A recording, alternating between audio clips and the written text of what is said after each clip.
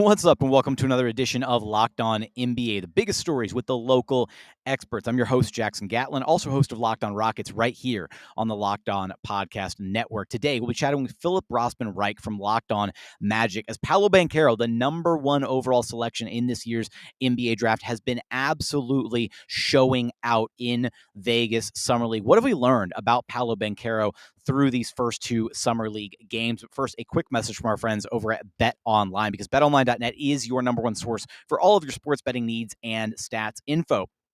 Find all of your latest sports developments, including Major League Baseball, everything to do with MLB. They've also got you for UFC, MMA, boxing, all the fighting odds, golf, you name it, they've got it over at BetOnline. They've got you for live betting, esports, and more. Even right now, you take a look at the odds for who the favorites are to win next year's NBA championship. Right now, the Boston Celtics, the favorites at plus 600. They've got the Milwaukee Bucks at plus 625. The Warriors are at plus 650, even though they just won the title, so no longer the clear-cut favorites to repeat. The Phoenix Suns at plus 650 as well, and then rounding out the top five, surprisingly, the Los Angeles Clippers, John Wall's new home. So for all of that and more, be sure to head to the website today to learn about the trends in action available to you. BetOnline, it's where the game starts.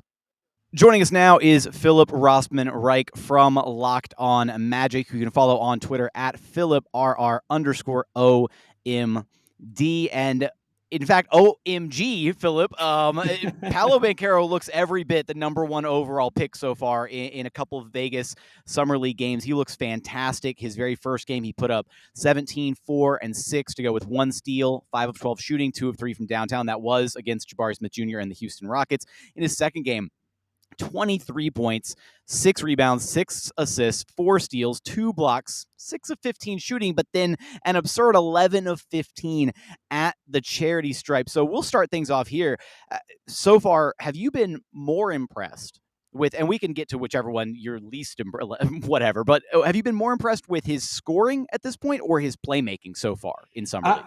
I've been more impressed with his playmaking. I mean, I think the selling point of drafting Paolo Banchero is that he is just a ready-made scorer and that he is someone that's just going to put the ball in the basket. I mean, I am not joking when I say this. It's been at least a decade, certainly longer than a decade, that the Magic have had a player who can get to the line pretty comfortably 10 times per game. And obviously it's Summer League, so that's probably not going to translate completely over. But I think the rap on Banchero coming into the NBA was that he was going to be kind of a ball stopper, that he was going to be a little bit more of that isolation player. And the dude has just been so open to just passing and making plays for everyone else. In fact, I would honestly say he's overpassing sometimes. There's a play late in the game on Saturday where I thought he should have just gone for it and gone for the basket instead of trying to pass, and ended up turning the ball over late in that game. His passing has been incredible. I thought from watching some games at Duke that his passing was not being talked about enough, and that he was a better passer than he showed. That would be underselling what we've seen so far. He's been really, really, really good at just finding guys and really putting a focus on getting his teammates involved. And obviously the teammates he's playing with in the summer are not the teammates he's going to be playing with in the regular season. And yes, I know the Magic aren't the greatest team in the world, but having a willing passer like that who can also score and get to the line and really put his imprint on the game like he has been, it's been a lot better than I could have imagined for him. Yeah, having a willing passer like that unlocks so much for your offense at the NBA level. And again, some of the passes, I was, sitting in this very seat against Rockets Magic, and I saw Paolo whip a pass to a cutter who went baseline, and just, his court vision is absolutely unreal. Have you and this is maybe not a serious knock on his game, but are you at all concerned about what it seems to be maybe kind of a lack of rebounding? Because he went through the whole half against the Kings, didn't have a single rebound. Now he did pick up 6 rebounds in the second half, but it almost, watching him, especially in the defensive end, and this was one of the knocks on him coming out, is that effort level, assertiveness on the defensive side, maybe, I don't want to say taking plays off at times, but not necessarily boxing out every possession, that kind of thing. He just hasn't been super active on the glass.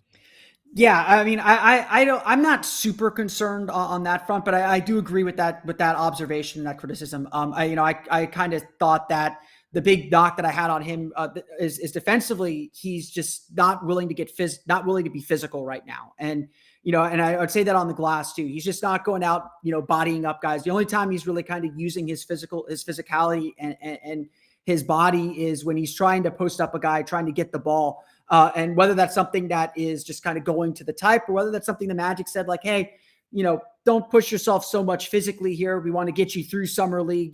We know what we need to see from you.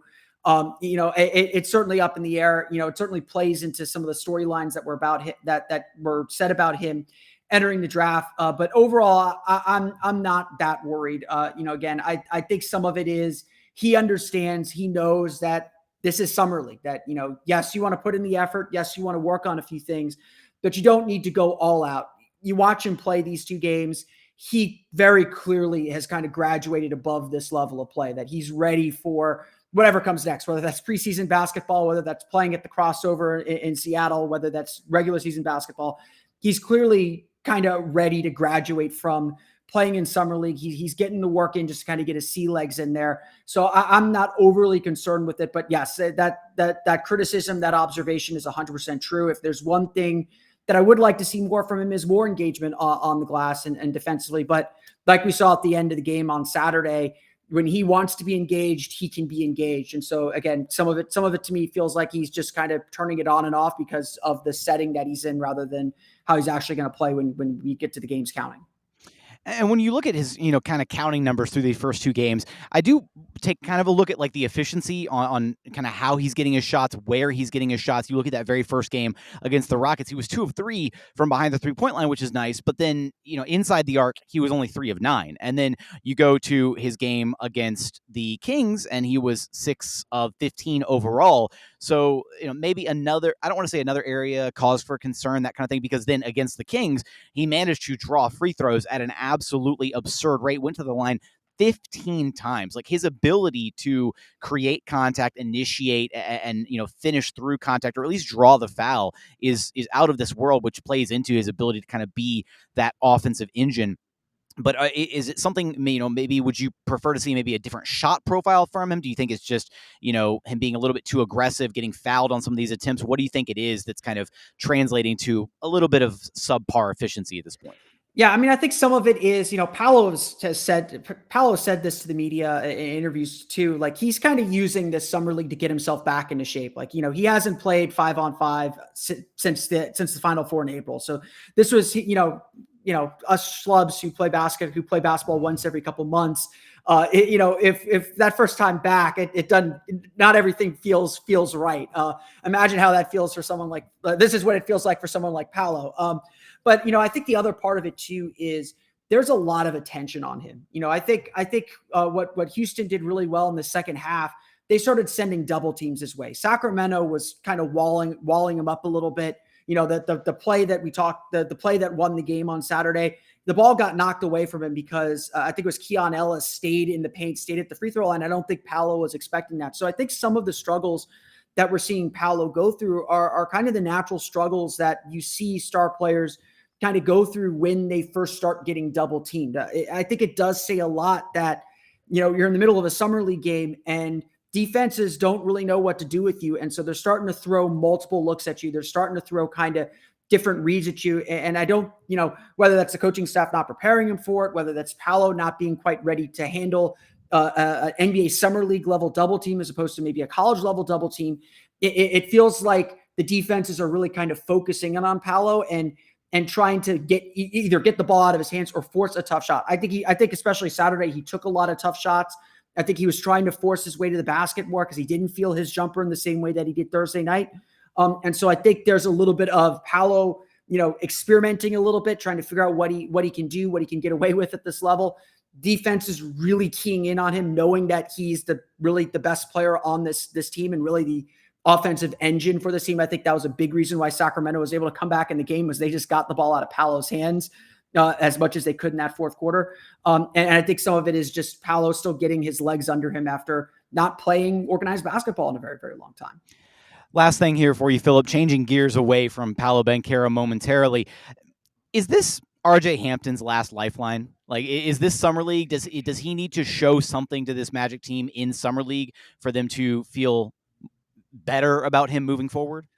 I mean, I think they definitely want to see him be the more poised version of him. I think I think they expected or hoped that RJ would come into the summer league and look like a third year player. We talk about this a lot, where the second year players that come into summer league, they look like veterans. They look like the guys who know what they're doing. And unfortunately, RJ Hampton just doesn't really feel like that guy. I will give a little bit of a pass in that the Magic are using RJ Hampton more as a point guard and more as a ball handler, which they did not really do last year. And they're kind of putting the ball in his hands and giving him a little bit of a green light. And that's not really the way that he was used last year when he did play.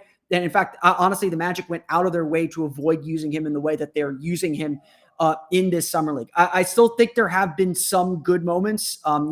When Hampton's kind of out of control in transition, that's when he's really bad. When you speed him up and speed up his decision making, he makes bad decisions.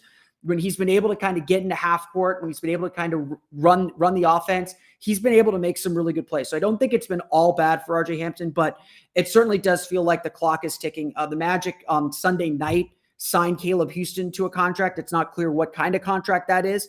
But they're obviously ready to burn the rights on a second round pick who's looked really good in summer league.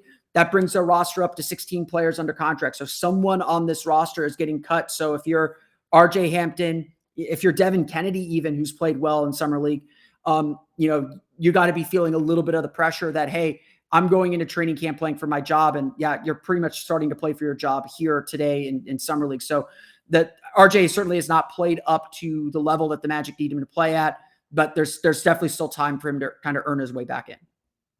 What else will we see out of Paolo Banchero over these remaining summer league games? What does RJ Hampton's future hold in Orlando? You're going to have us covered for all of that and more over at Locked On Magic. Philip, I appreciate you stopping by Locked On NBA with me.